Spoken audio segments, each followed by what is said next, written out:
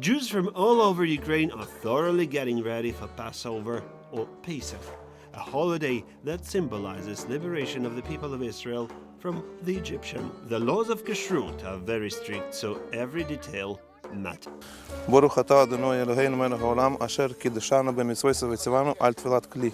Even the tableware should be prepared, brand new, with no labels, and washed in a river.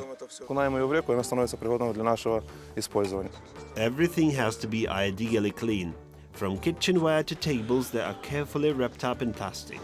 Food is also selected with special care. Вот, к примеру, обычный кетчуп, да, то есть он кошерный, но еще кошерный на Песах. Да, то есть именно на вот эти 8 дней. Mashgiach is a Jewish person who supervises the kashrut status of every piece of food in the kitchen. Avital is inspecting eggs before they are added into a dish. Мы всегда проверяем на кошерность всех продуктов, чтобы нельзя, чтобы находилась кровь. All of this could be regular holiday preparations, but none of these people are at home. Here, in the Transcarpathia, they and their families are hiding from the atrocities of war.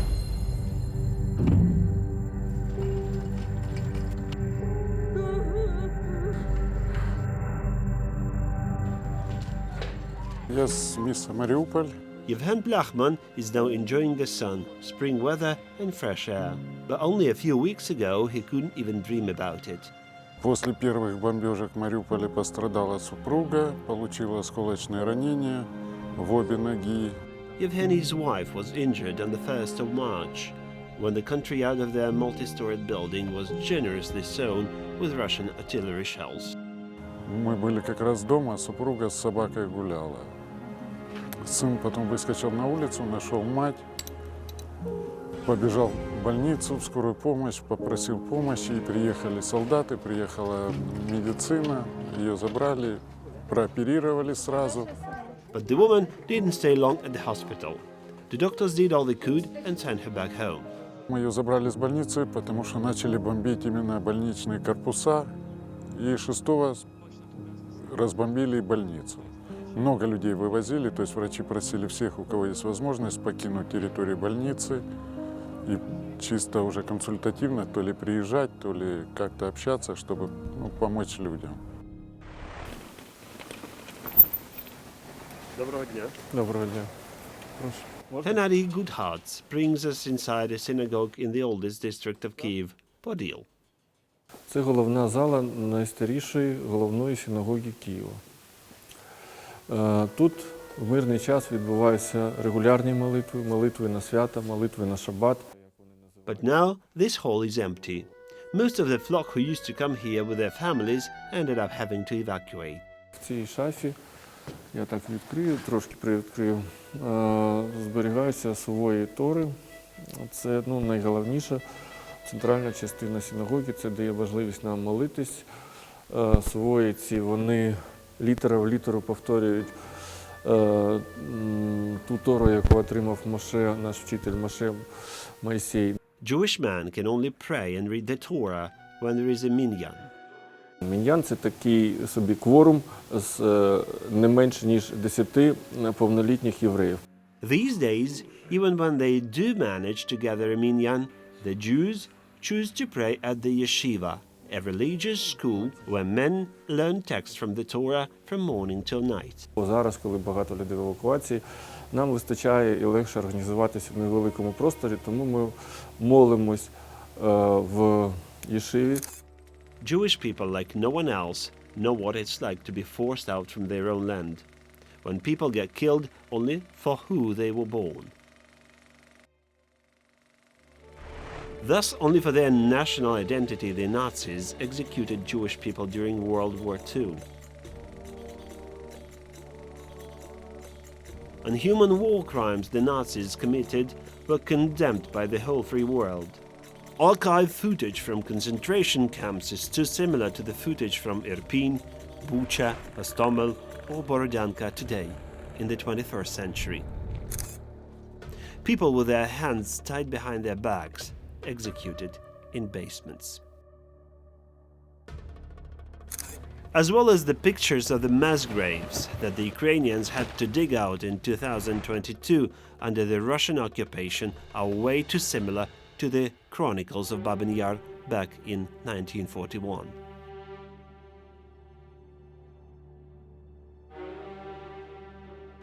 Today, in this creepy place, there's a park and a memorial in the memory of those whose lives had been senselessly taken because a ruthless, sadistic dictator so wished. Like for many other Ukrainian Jews, for Hennady this place is special.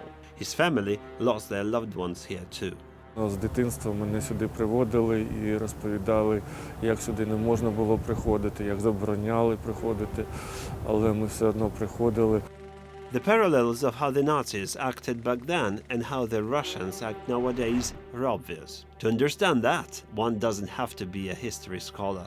Якщо є поняття абсолютне зло, то воно було в обличчі нацистів 75 років тому, тут 80, і воно є в обличчі сучасної російської армії і російського керівництва тут і зараз в Україні. Every year, thousands of people go to Babyn Yar to commemorate the people the Nazis executed during World War II. А саме тим маршрутом, де йшли євреї, яких зігнали німці від мотоциклетного заводу і прямо до Бабиного Яру. Right next to Babyn Yar, like in the time of the Second World War, everything is destroyed and deserted today. On March the 1st, 2022, a Russian missile hit this place. As if in a cruel twist of fate, it killed a Jewish family who had come here to pay tributes to the victims of the Holocaust. Это очень больно. Это что-то похоже, знаете, уже и так уже убили этих людей, причем жестоко, с семьями детей, бабушек, которые просто ничего не делали. Ну, наверное, подтверждение того, что эти ребята очень-очень похожи на тех же ребят.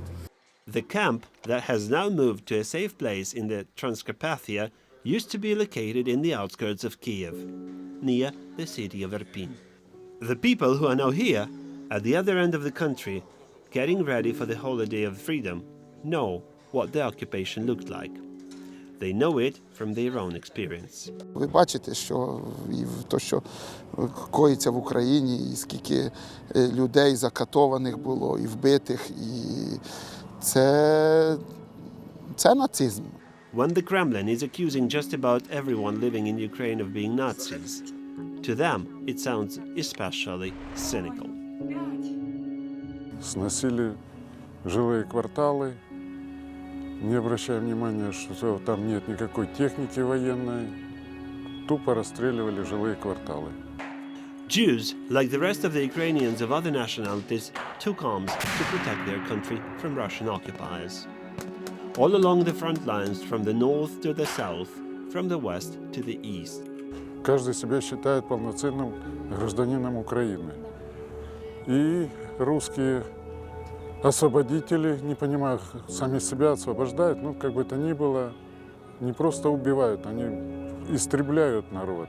Being here at the resort complex, the Jewish community are saying they have nothing to complain of now. They have everything they need. They even found this very special handmade matzah for the holiday. Это ручная работа. Сейчас это очень тяжело достать. Слава Богу, есть тут ребята, которые тоже вокруг находятся. Matzah in Jewish culture has a special meaning because it saved the lives of those who were trying to escape from the Egyptians more than 3,000 years ago. Маца не только в то время спасла жизнь людям, когда выходили из Египта, но и в сегодняшней ситуации в Мариуполе у нас был доступ к маце, и прошлогодняя маца, и ханукальные свечи очень многим, не только евреям, спасло жизнь. Кушали эту мацу, потому что хлеба не было, и вообще кушать нечего было. Вода собирали, дождевую воду, снег таяло, вот это вот была вода. Yevhen and his family were happy to break out of the informal city that used to be so comfortable and always used to feel like home. Ехали колонной, двумя колоннами, ориентировочно где-то порядка 150 машин каждая колонна. The way to freedom from the besieged city of Mariupol to Dnipro, 2 long days. Ехали мы очень долго, ночевали в поле Там был в Васильевке был взорван мост, одна колонна прошла, вторая колонна отстала, не успела пройти. И мы всю ночь стояли в поле, возле минного поля, в ожидании утра, чтобы можно было проехать через это поле. When they broke free, Yevhen immediately sent his wife off to Israel for medical treatment. He himself stayed in Ukraine. Горобина. Junior school teacher Rosalia arrived at this resort complex together with her class. The woman says she is doing her best to make it all like a real school. Кожен день у нас є розклад, кожен день у них є традиція. Є українська мова читання, математика, малювання і англійська мова. Кожен день у нас є по 4 уроки. At the tradition classes, the children learn the basics of Judaism. Because they believe when one follows the laws of the Torah and knows their own history, they do not repeat the mistakes their ancestors used to make in the past. Україна це була наймирніша країна, яка ніколи нікому не погрожувала, а на неї напали.